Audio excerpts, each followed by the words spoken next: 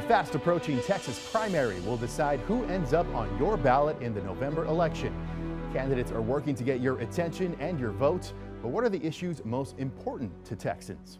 All right, for some insight, we are joined again by James Henson with the Texas Politics Project. You've been polling both Republicans and Democrats about issues that are important to them.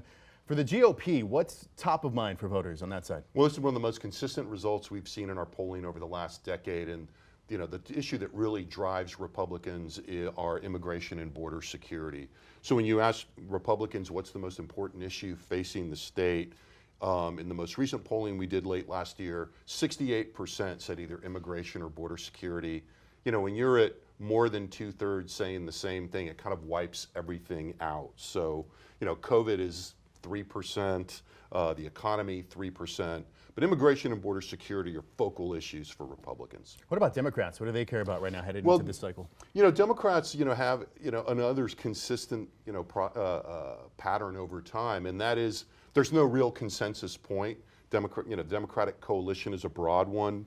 The number one issue going into an election year, which is telling, is political corruption and political leadership. This is about Democrats being out of power for so long in large part and having that view of the Republican Party and the incumbents in the state.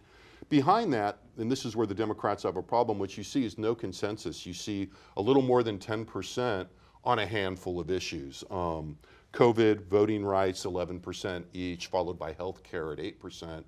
So it's hard for Democrats to put together an agenda that really galvanizes people.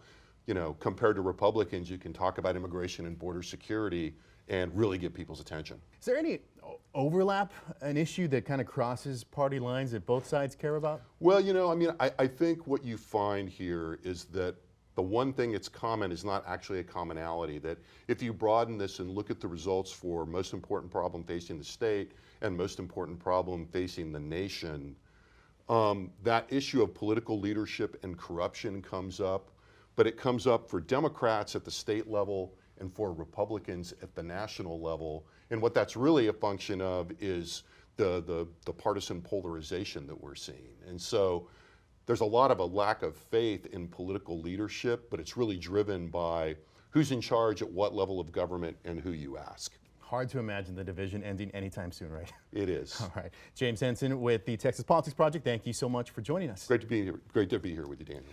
And thank you for joining us for State of Texas. I am Daniel Marin. We'll be back next week to bring you an in-depth look at Texas politics. Have a great Sunday.